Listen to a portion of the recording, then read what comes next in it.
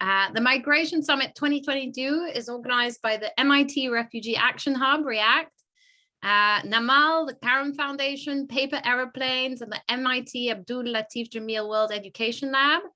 And it's a month-long global convening designed to build bridges between diverse communities of displaced learners, universities, companies, nonprofits and NGOs, social enterprises, foundations, philanthropists, researchers, everyone, really around the key challenges and opportunities for refugee and migrant communities. This year, we're exploring the theme of education and workforce development in displacement through a series of virtual events hosted by participating partners around the world. So I'm Alex Samuel. I'm the Executive Director of MIT Solve. Prior to that, I was at the Clinton Foundation and Save the Children, which also works a lot around education in emergencies and refugee populations. And a tiny bit about my personal family history.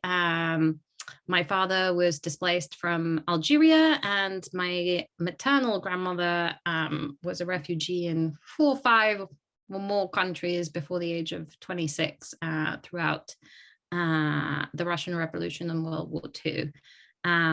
So sadly, the history of my family is one of displacement and refuge.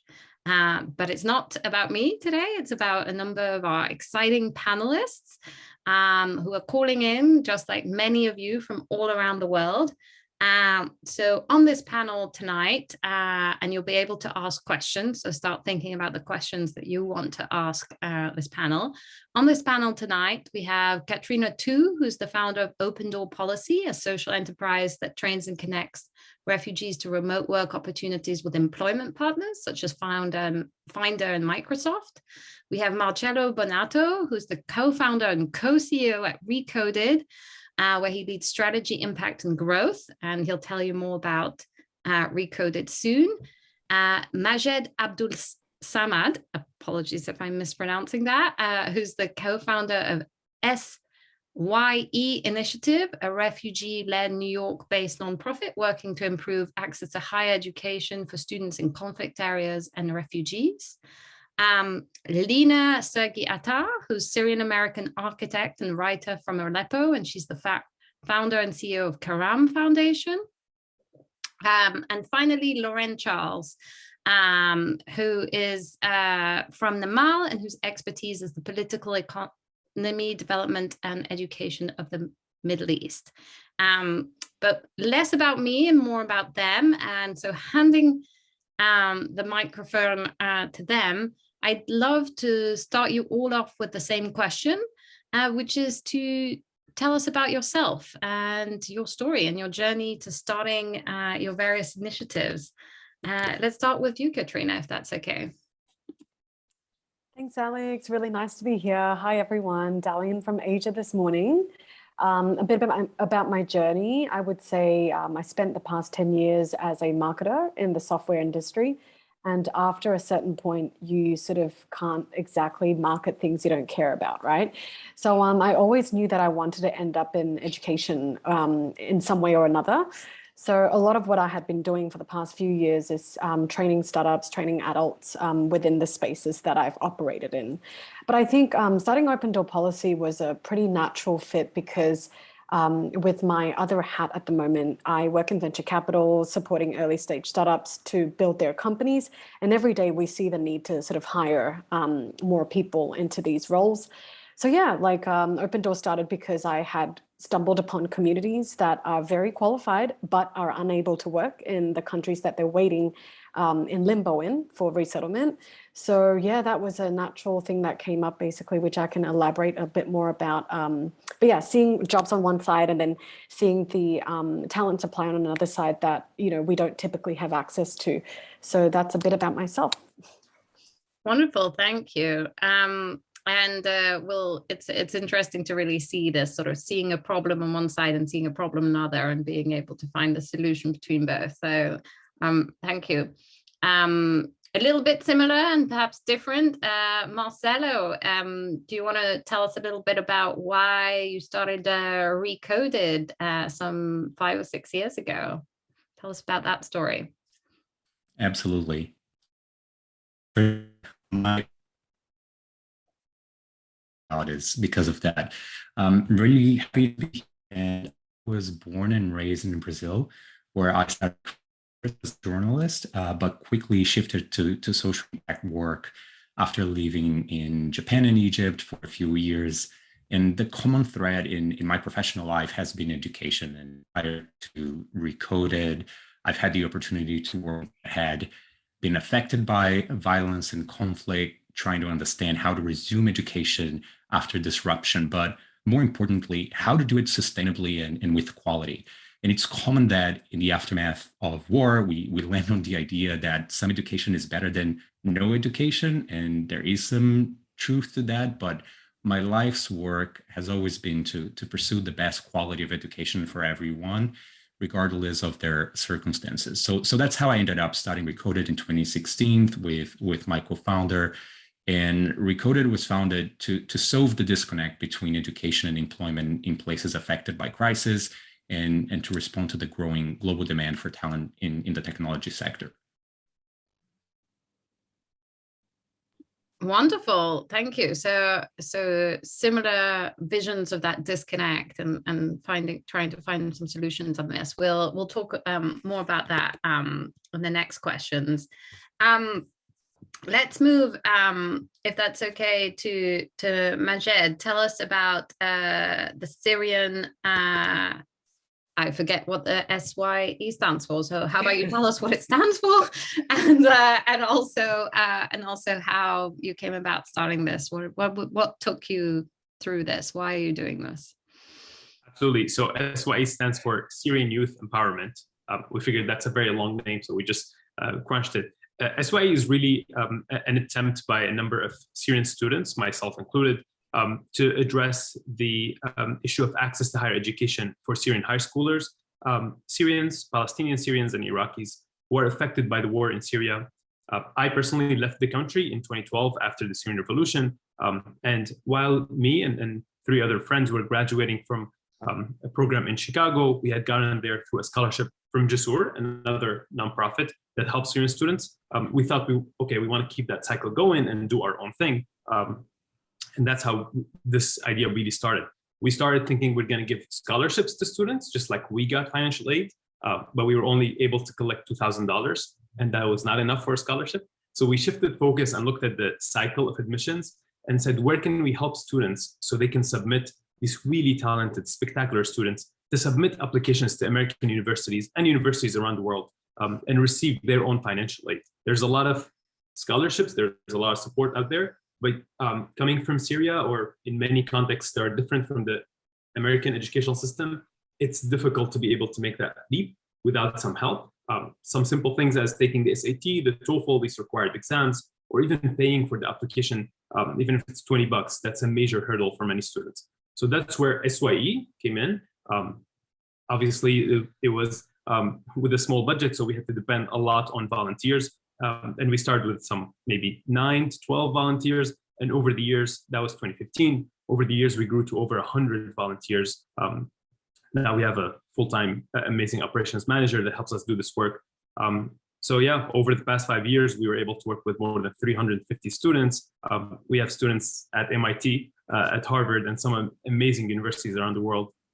And I'll share more later, but that just real quick how this idea started. Wonderful. That's good to hear. And it started with your own story. And yes, I had the pleasure of visiting Syria in 2008. So it was really wonderful place. And I'm very sad about obviously everything that has happened since. Lina, would love to hear about your story as well. Hi, everybody. Thank you, Alex. It's such a pleasure to be here today. And I'm calling in from outside of Chicago, so that's why it's very dark here right now. It's late at night. My name is Lina Sergie Attar, and I am the CEO and founder of Karam Foundation. Karam means generosity in Arabic. I founded Karam in 2007 here in Chicago, and I am Syrian American, originally from Aleppo. So I lived a big portion of my youth, the formative years in Aleppo, Syria. So a lot of my story comes from that feeling of being an outsider.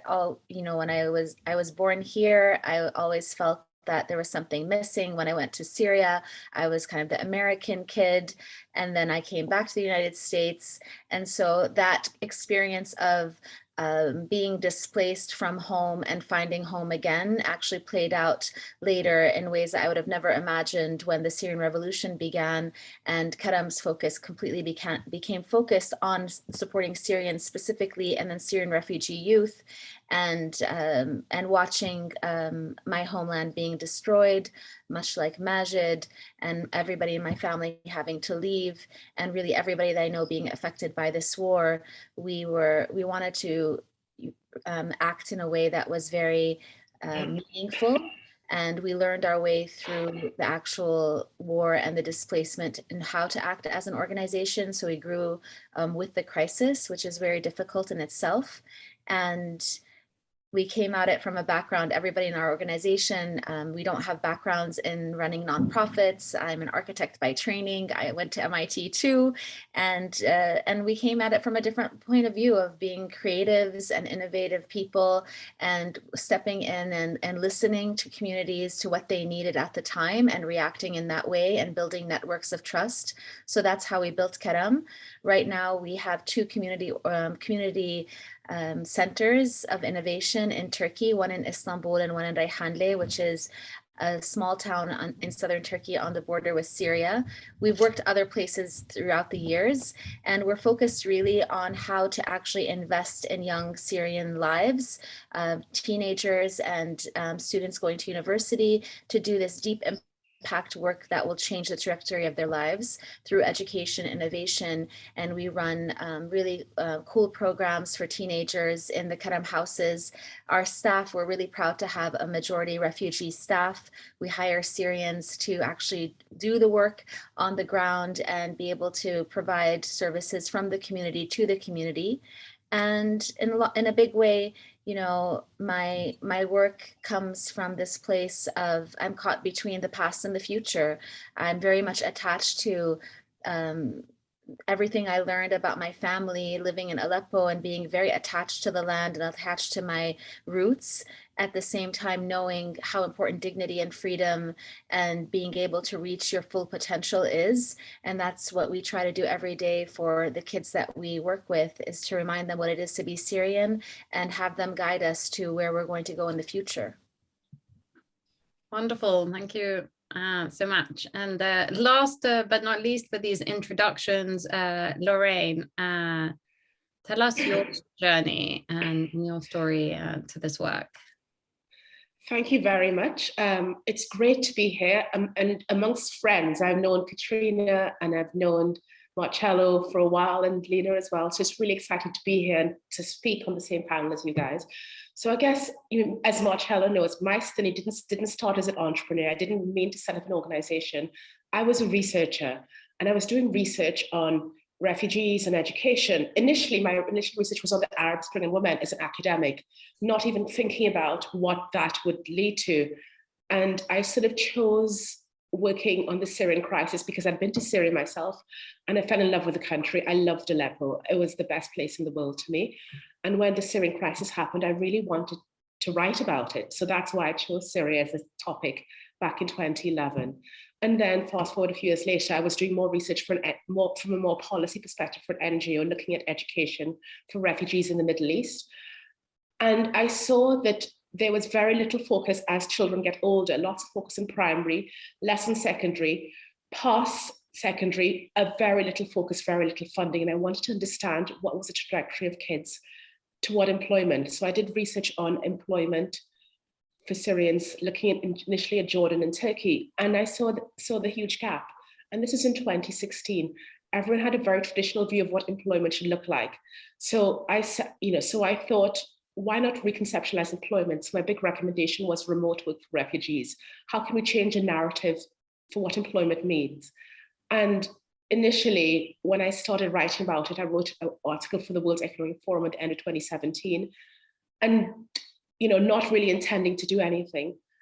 And people were very kind of interested, but didn't really see it as being a viable solution to employment. And when I founded the organization, saw, quietly in 2018 with my co-founder, working quietly behind the sidelines, registered in 2019. We tried to speak to people, but no one was really interested. No one thought that remote work could work.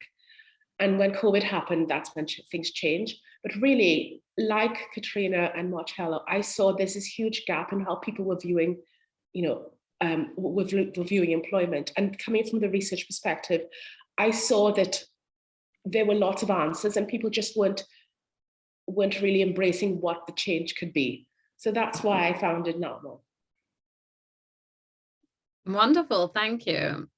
I think what I'd love to understand as well from all of your stories, many of you sort of talked about seeing this problem and seeing a disconnect or gap, basically. But was there a particular moment that, and it could be a person you met, you hated your job or whatever it was, a particular pivot point where you said, or, no one else is doing this, I have to get in the game. Like, what is the tipping point for some of you? And yeah, anyone who has a good story, like, please come in now on this. Maybe I can begin. When COVID happened, I'd been pushing this idea for a long time. I spoke to donors, and no one was, people really weren't interested. They thought remote work was too niche. And when COVID happened, that was my proof of concept. And suddenly my inbox flooded. People thought, oh, this could actually work. And people like Marcello and they were already working. And a lot of my research, I looked at Marcello's ReCoded and looked at other organizations. And I kept saying, but organizations are doing the training. Why can't we put these two together? But when COVID happened, people realized, oh my goodness, we are working remotely. This could happen. And for me, that really was the push that really made me realize, okay, I need to do this because no one else is really advocating for remote work. People were doing lots of the technical training and providing people with skills, but no one was really pushing the space for remote work for refugees. This could be a thing. So I think that's what made me even more empowered to push the agenda that this is very possible. A silver lining in an awful time on this front. It seems some of you, Marcello, you seemed like you had an answer, or Katrina. Yeah. Go next. I can go next because it's so interesting to hear you speaking, Lorraine, because a lot of what you're saying resonates with us today and specifically after the pandemic. But our defining moment was when my co-founder, Ali, was doing peacebuilding work in Iraq, and ISIS took over Mosul in 2014, a very different reality. And she witnessed the massive displacement of people, which at that point was already worsening an existing crisis with Syrian refugees who had left their countries in the previous 3 years. And as is usually the case during conflict, there were very few education and employment opportunities before we started ReCoded. We did hundreds of surveys with refugees in Iraq and learned that the skills that they wanted to master were invariably computer skills and English. We're not even thinking about remote work at that point necessarily, but just the ability of learning something that would give them a meaningful opportunity in jobs. So what was missing in our view, and this was also true in other countries in the region, was education that actually prepared a massive young population for the challenges and needs of the workplace today. And it's inevitable that more and more jobs will become digital, and the ability to learn and work virtually and the ability to understand and work with new technologies will be one of the fundamental things that will open or close the door to opportunities for millions of people. But more crucially, those living in more affected countries, as we know, and ReCoded exists to make sure that doesn't happen. And that's what we do with our boot camps in software development and UX UI design in now 4 countries, soon to be 7 countries in the Middle East. But that was really the defining moment in that crisis that we forget today, that it was such a big thing in 2014, and unfortunately we move on and forget, but that's how we started. Katrina, you seem to also be interested in this question. Yeah, I think on the terminology of remote, I had been hybrid working since 2015. So remote was sort of already a part of our industry, right? So I would say my challenge wasn't in advocating for remote work, because there were opportunities every day for remote, but it was more around educating employers to diversify their talent pool. I think that was very, very important. Instead of hiring expats, for example, in Singapore, why can't you be outsourcing certain functions, especially entry level, non-technical, to other people in the region or around other sort of countries? So I would say that has been the sort of biggest angle that we've pursued, because jobs were already there. So on my side, the biggest trigger moment was when a friend who runs a B Corp in Singapore invited me to join him to visit his team out in Bogor in Indonesia, which is about 2 hours south of Jakarta, and then encountering about like 300 people our age, basically in working age groups with a degree that have aspirations the same as us. Like, I want to learn digital marketing. I want to be in XYZ. They were just like you and I, and realizing that they had been there for over 10 years and they're not integrated with communities there. And they're just relying on, say, 69 USD a month as a handout from a specific NGO, or they were learning from friends abroad through which they were getting interests charged. That was not okay with me, right? Because on the other one hand, it was like, oh my God, every day there's jobs and they're all remote. Hey, there are like hundreds of, these refugees from everywhere, over 10 different nationalities that we sort of witnessed across Malaysia, Thailand, Indonesia, etc. So it was sort of like a no-brainer to just start that connection, because training is important for sure, but I think a lot of the people that I had encountered were already work ready pretty much. So it was more around that last mile, 4 to 8 week training around what is it like in the workplace? What are some remote communication methods that you might need to consider? What's remote collaboration like? What's asynchronous versus synchronous work? What can be done like offline versus online, right? So these were the sorts of things that we focused on sharpening. But I think most importantly, opening up access to a network. That's super important, right? Which they did not have. And I think just by doing that, pairing everyone with a mentor from the industry, that basically takes the individual super far. Like, hey, it's the first person that I've met that works at a tech company in a country that's outside of wherever I've been and that can vouch for me. So at Open Door Policy, we have mentors hiring their mentees and unlocking access within their own organizations for their mentees, which is great. Super, wonderful. Anyone else who wants to answer that question? Lina, go ahead. I mean, I think in Karam's history, there's been many pivotal moments and switches and changes, because really the way we work is definitely always, the work is always an evolution. But what comes to mind for me is, a personal story from myself. When I graduated from the University of Aleppo in architecture, and then I went to Rhode Island School of Design, I remember a very clear moment at the beginning of our first studio where I was, at that point, a graduate student, but I was in a classroom with undergrads and graduate students. And the very first assignment, everybody was working on their project. And I came very proud that I'm already an architect, and couldn't even understand the concept of what I was being asked to think about.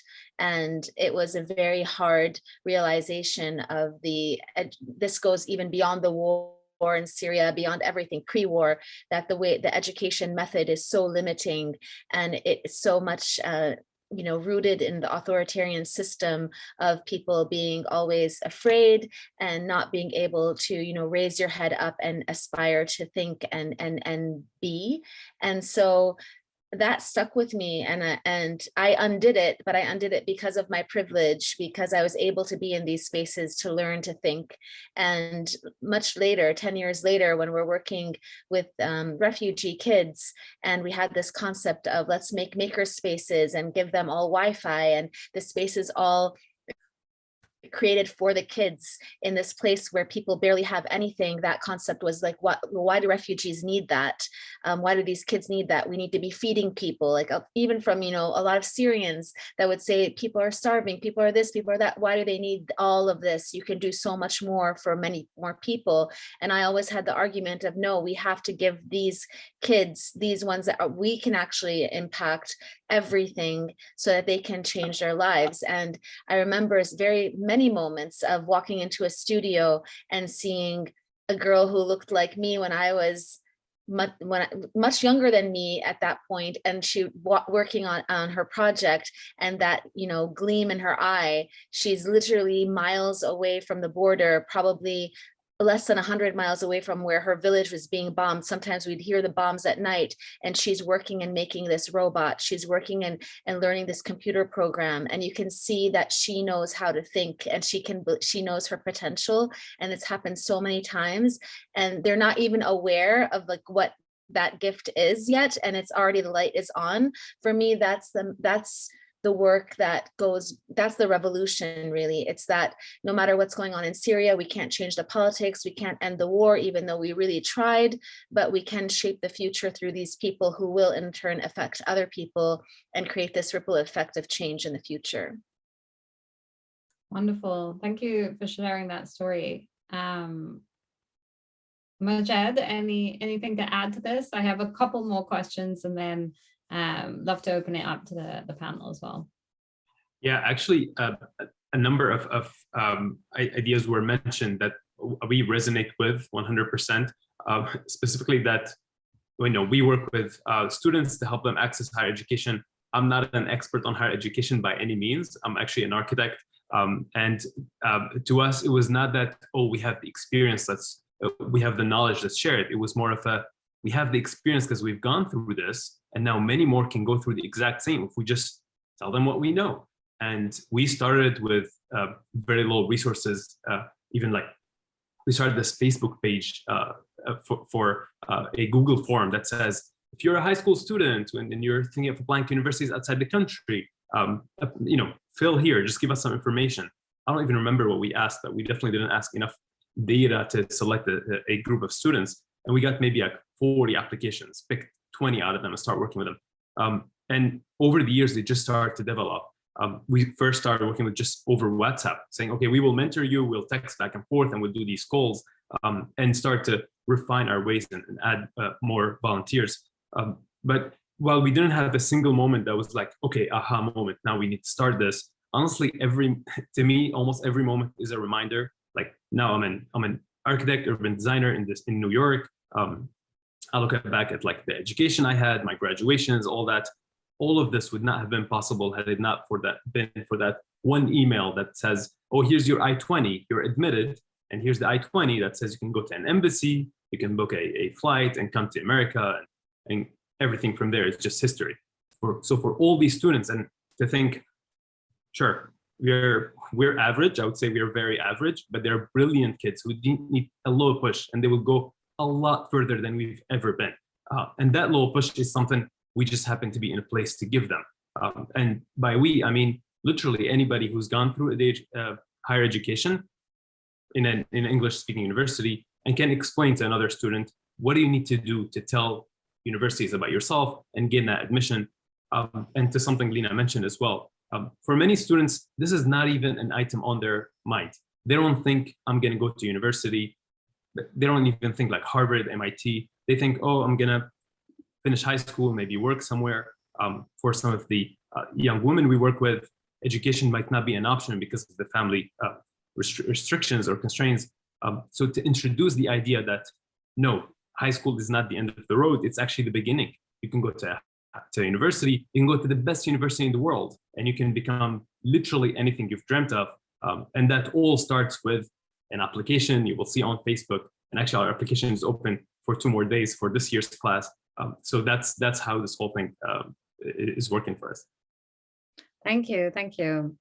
When I reflect a lot on your stories and things that I think about, I think sort of we know what the issue is, right? And it's a terrible terrible issue for millions of people, children and young people all around the world. And there's more refugees than there's ever been before. And the situation in Ukraine is just unfortunately adding to that.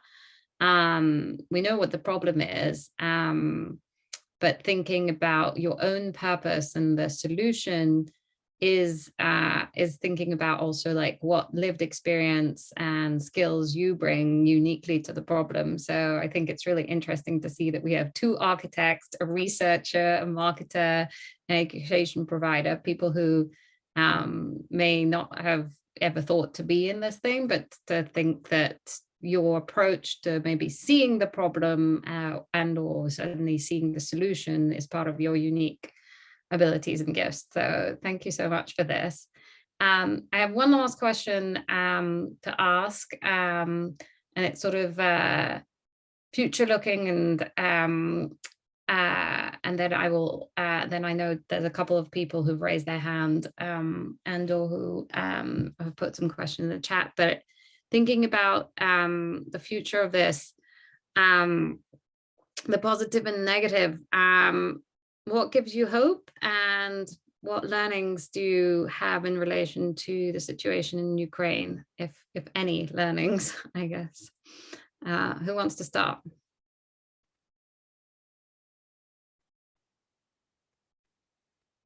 I can actually start, since we are reviewing applications for this class, to say what gives me personally hope, and I'm pretty sure the whole team, is just to see how talented these students that are applying are. You hear amazing stories of resilience for students who've gone through so much, and we all read it and think, had it been me, I don't think I would be in a place where I'm sitting here and writing about it. It sounds cliche to say that only when you're challenged that you learn the true resiliency and how strong you are, and that's what we see with students we work with. One student, I won't throw names, but he's at Harvard right now. He was displaced from Aleppo to Idlib. He's gone through so much. One student actually in Mexico had to fly to 5 different countries during the ban, the Muslim ban, when Syrians were not allowed to land in the US or in Europe. He was actually living in Yemen, and from there he had to go to Sudan, then to Dubai, then through Russia to Cuba to Mexico, to where he is in school right now. And he was a student, and now he's a volunteer and a mentor. So it brings me a lot of hope to see how much these students are willing to fight for their future if they were given a little bit of an opportunity, because they have the talent. And I think that translates to the Ukrainian situation, which is as sad as it gets. But the hope is, if we act early enough, Ukraine will not have a lost generation like Syria had. And I guess the same goes to Afghanistan, to Yemen. With opportunity, if these young people are given opportunity, they can do miracles and they can rebuild their countries. These countries will be on a much better trajectory for their future if we care for their young ones. Maybe I'll continue. Thanks, Majed. I completely agree. Education is so important. But what's also important is, how can we then turn that into a livelihood? And it's not just for the youth, for single parents like myself, for people with family responsibilities who've been displaced. How can we give them a way to look after themselves and their families? And I started an education program in the UAE for Syrian children who went to school. But one thing I realized is, if we can't help the mothers, then it's very difficult. If the mothers can't support their children financially, then education is important. Parents only think about how to eat and then education. So how can we find a way for the parents to be financially viable? So this is why, for me, livelihood is really important. It's sort of the core. When parents are supported, education is the next thing that comes. Eat, food, then education. And that's why, for me, I really believe that we have to give an opportunity for employment. With Ukraine, as you said, I hope it doesn't turn into a lost generation of children, but also I hope it doesn't turn into a lost generation of despaired parents. Most of the displaced are women and children, because the men are obviously aren't allowed to leave. So we have all these single family units, single parents, single mothers looking after children. As a single parent, it was hard for me to get a regular job and do all my kids' stuff. So that's why I worked remotely. I worked remotely before it was a thing like Katrina. And because I worked remotely, I was able to do all my kids' activities, all the things that they need to be there for them while still looking after them. So for me, having this flexibility of work is really important. And I hope that Ukraine it's finally opened up Europe's eyes to, we can do something to help refugees. So initially my response was, why is this happening for Ukrainians, and Afghans are neglected, Syrians are neglected. But I hope that this causes a fundamental shift, that people realize that we can do a lot to help refugees. It's not difficult. The political will needs to be there, but it is very possible. Thank you. I can contribute a little bit to the conversation as well. Picking up from what Lorraine is saying and Majed, because for me, what gives me hope is first of all, I think the privilege that I've had over the last 6 years to meet a lot of incredible people who have gone through our programs, and some of who later joined ReCoded as trainers and program officers. And what gives me hope is seeing how in some of the most vulnerable places, ecosystems are being built by the students who have gone through our programs in places like Yemen, in the north of Iraq, where now you have some of our graduates starting companies, hiring other people in their technology companies, and running hackathons, and that is just phenomenal. And I think this is such an exciting moment for someone who wants to work with digital skills, remote work, and there's so much happening so quickly. But I think what is really needed is that we start seeing internet access as a human right. And that there is a need to build digital capacity really fast, because distance learning, remote work is not just a COVID byproduct, it's here to stay. And the way we learn and the way we work is really changing with unprecedented speed, and this will continue to happen. So in places like, if you look at wars like Ukraine, and we have seen this in other countries, I think it's devastating, and the long-lasting effects on the lives of people. It's, surely we need to ensure their immediate security and well-being, but then what is next? And I think being able to resume their education and careers in a meaningful and fast way is really critical. And I think digitally, making sure that they are digitally connected and have the skills to do so is really critical. Thank you so much. And in some of your stories, I think the story of hope is one of ripples, is one of one life being able to then create more opportunities for other people as well, which is really, really pretty interesting. Last thoughts, Lina or Katrina? I think No, Lina, go ahead. I just, I'm really echoing what everybody said. The hope is coming from the young people that we help, and we see them blossom and really take the vision further than we even imagined for ourselves. And so we've seen success stories that blown us away, and shifts in our work that happen because of certain students' success. And I completely agree with Lorraine that supporting the families and supporting the mothers is very critical, as critical as supporting the young people, and creating avenues for livelihood and dignified work is so important. That is connected to Marcello's and Katrina's and Lorraine's work. So I think you need the whole package. And I think honestly, that's what we have seen in Ukraine. I love, Lorraine, what you said about we heard so many times for over 10 years around the Syrian crisis that everything was complicated. Everything is too complicated to stop the war, too complicated to create political change, too complicated the refugee crisis. And in Ukraine, within days, I'm very grateful and thankful that it wasn't complicated for them, because refugees deserve safe, safe passage to neighboring countries, and it was awarded very quickly.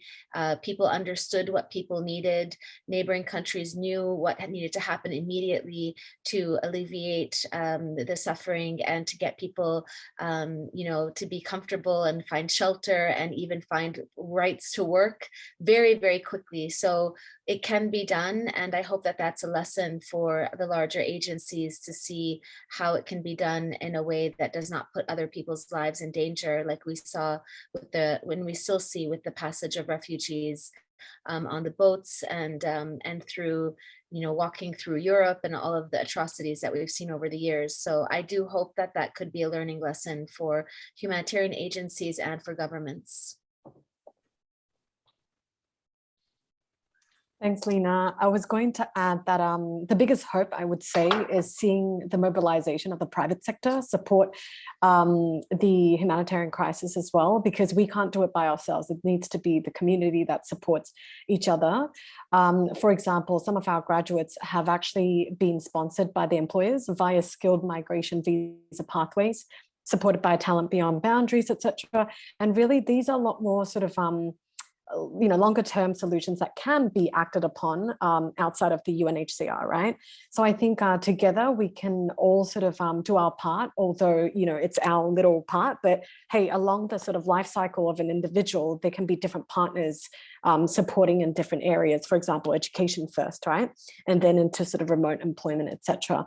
So yeah, plenty of hope, plenty of unintended impact that have come along. But I think first things first, it's in unlocking that first door, and then other things will sort of just happen, and you will get sort of instructors, trainers, volunteers pitching their own ideas on how to solve this a bit more systemically, right? So yeah, plenty of hope. Thank you. Opening up, we have 15 minutes left. Opening up for questions from the audience. I heard that Meher, and apologies for mispronouncing your name, Meher Alaki raised his hand. If you want to get off mute and ask a question, we'd be delighted. And if there's a panelist in particular you want to ask the question to, feel free. Hello. First, thank you for all your consideration. I am from the Middle East. I am from Yemen. The country has been in a long war, a lot of problems. I know you've heard the news, so nothing new here. I just wanted I'm part of ReCoded. So ReCoded came to Yemen a long time ago. We already have 60 graduates in Yemen. All of these people are really helping and building the community here. But I had one question that really came up. When you were talking about internet, so we had an outage, a plane struck the gateway to Yemen and took a whole country out of the digital world for like 5 days. Like, I know we can support the economy, we can do, but something like this, how would we support a big outage like this? It took us all offline. Like, we were not even able to send one paper from one company to another. Everything was off for completely 5 days. So that's something that we should all put in our mind, that yes, we can build, but how can we support such cases? Who has an answer to that? I don't have an answer, but it's a really tough question. And as Marcello says, internet for all should be a human right. And I think, there's a greater recognition for that. But the problem with internet, we're doing a project in Lebanon now. And just yesterday, we were on a call, on a meeting, and the trainer disappeared. The power went out. And these are things that we have to deal with every day when we work with Lebanon, and I guess with Yemen as well.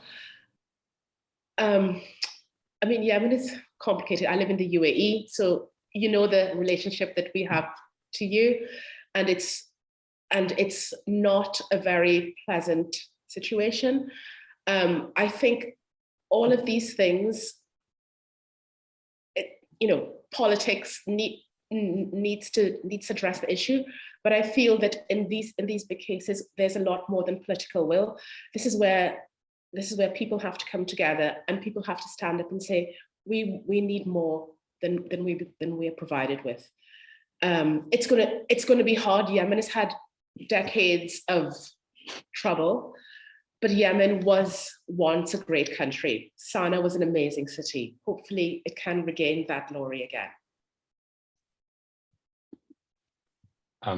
Listen, I've had these conversations with Maher several times, so I just want to add a little bit of perspective. I think the solution is, let's not bomb one another. Like let's not have wars, because it was not an accident that Saudi Arabia bombed that specific place that brought down the whole internet infrastructure in the country. So that's how you solve, right?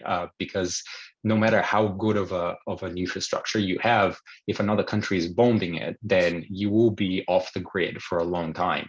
And we had to go what Maher was saying. He's a trainer, and we have 2 other trainers in Yemen, and we had to just figure out how we make this work without them being online for five days. But we are an organization that we understand what's going on. But imagine if it's someone who's working remotely for a company in the US and they are missing for 5 days because they don't have access to internet. Will the company be that forgiving? What would they do in that case? So I think if the private sector wants more diversity in technology, they also need to understand the situations in these countries and support the people that they hire in countries that are being affected by war and displacement. So this is one way, but building the infrastructure is one step in the right direction, but it's not sustainable if other countries keep bombing, countries that, like Yemen. Mm-hmm. So there's a question in the chat about fundraising. Yes, I was going to. Oh, sorry.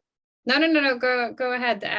So Juan Federico from Uruguay, I think, is asking about fundraising for your project and tips for people of how you started getting dollars through the door to help. Anyone has tips for Juan Federico?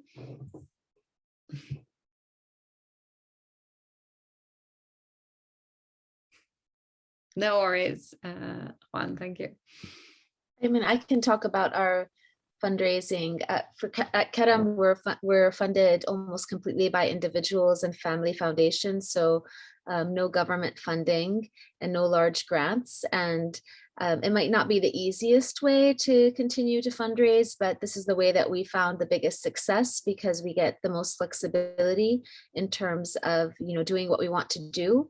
And the tips for fundraising, really, what I can say is building the relationship with your supporters is really huge. We started very, very small, and people, when we built trust slowly, and people see they see the work, and then you communicate, and the way that you communicate the stories and the way you communicate your work is very, very important. And it was very important for us to really protect and highlight and uplift the dignity of people. So we communicated our stories in a very different way from the beginning, because we rejected the way that refugees were being portrayed in the media and being portrayed in different campaigns. Then they still are portrayed in that way, and marginalized people. And we show people in their full dignity. Sometimes people will say, like, it doesn't look like the people that you're helping need help. And I think that that's completely the point. And they're not supposed to look like they need help. So I think that if you find an authentic way to tell your story and really show that connection to the work, and really spend the time with the people that are supporting you, then you will find success in getting donations. If I can actually piggyback on that. Sorry, go ahead. No, you go, Majed. Okay. Just quickly, just to build on Lina, relationships are really important, but also we proved our concept quietly. With a friend gave me some money, and then we proved our concept. And when we had that initial model, we could go to someone and say, hey, this is what we want to do. Can you, and that's how we started. But really, we had an idea, but really had to prove that this idea could work before we went to someone to present our idea. Adding to both what was mentioned, yes, proof of concept and transparency, showing these are the students we worked with, this is where they are, and telling the story and giving people the opportunity to support by even small donations. We rely heavily on small donations to say, if you support refugee access to education, here's where we are. We're a nonprofit listed here. And even a small contribution can add up and allow us to do a grassroots movement where we're all refugee-led, all our and volunteer-led, and all our mentors are volunteers. So this is where get more people to buy in the cause, and they don't need to give in $1,000, although they're welcome to. But even $5, $10, $20 would go a long way from a larger group of folks.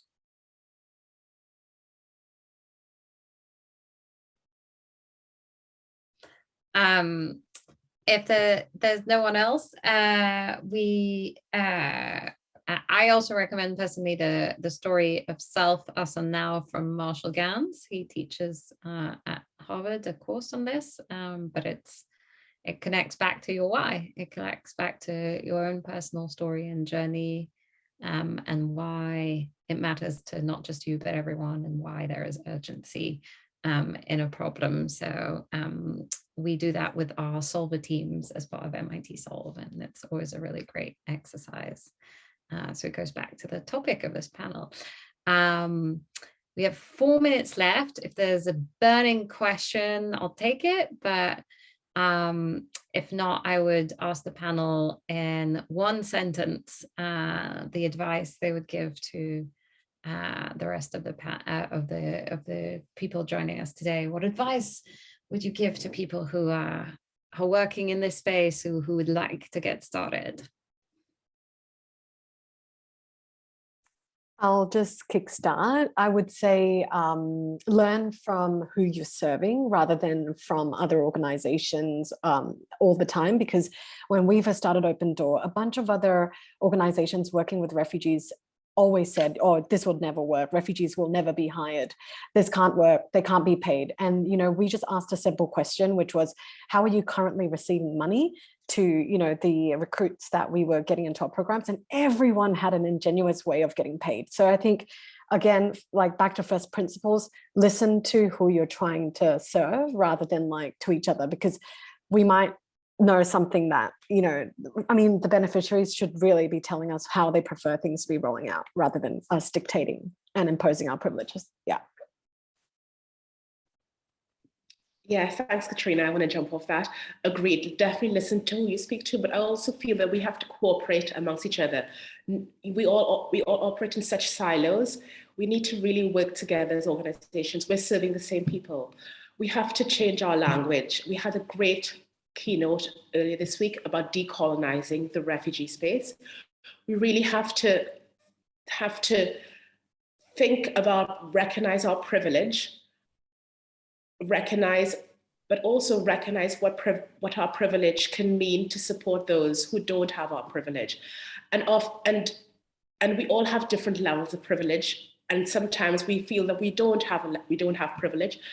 But anyone who's educated, who might be a minority, I'm a minority, but I've got I come from a good family, I have a good education, and I recognize how lucky I am, and how can I use this to support others, and how can I change the narrative of the space which has been created from colonial history. Thank you so much. 2 minutes and 3 more panelists. Lina, let's start with you. Last words, last minute. I would add on to what everybody else said, which is very important, is just to remember that every single one of us has the capacity to offer something, to offer some kind of support, some kind of help to people around you in your community, to your passion, and it's our obligation to do so. And know that your support, no matter how you envision it as being very small, can have a very big impact on a person or a community, and that is our obligation to make the world a little bit better, a little bit less fearful and more hopeful.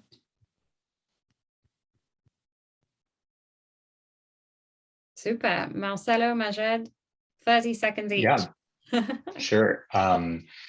So if you have an idea and you're planning to start an initiative or a nonprofit in this sector, my advice to you is do it. just do it first, because you're very likely to doubt yourself and not want to start it, and then it's going to be hard.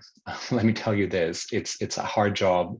It's hard running a company, scaling it up, and you will develop grit along the way. So when you feel like you're bumping your head against the wall and things are falling apart, just persevere, keep going, because the mission that you have is the most important thing, and the legacy you're leaving behind, and the people you're helping, I think that pays back, and it's just the most amazing feeling. And I will again piggyback on that, center the mission and the cause. It's very easy to get overwhelmed by all the obstacles, the travel ban, the visas, the internet, electricity cutoff. There are endless list of obstacles, but the goal or the win is so worth it to get one more student into higher education, give them and their life and all their network and their friends the hope that something better can come and a better future. That is worth it. And that's much louder than all the obstacles shouting from all sides. So I totally agree with Marcello on that. Oh, and these are wonderful words to end on. Thank you so much, everybody, for joining us today. And there are many more events as part of the Migration Summit. So I hope you'll be joining those over the course of the next month. If there's anything else, do not hesitate to ask the organizers. I'm sure they'd be happy to, and Christina put a message in the chat about that. But thank you so much.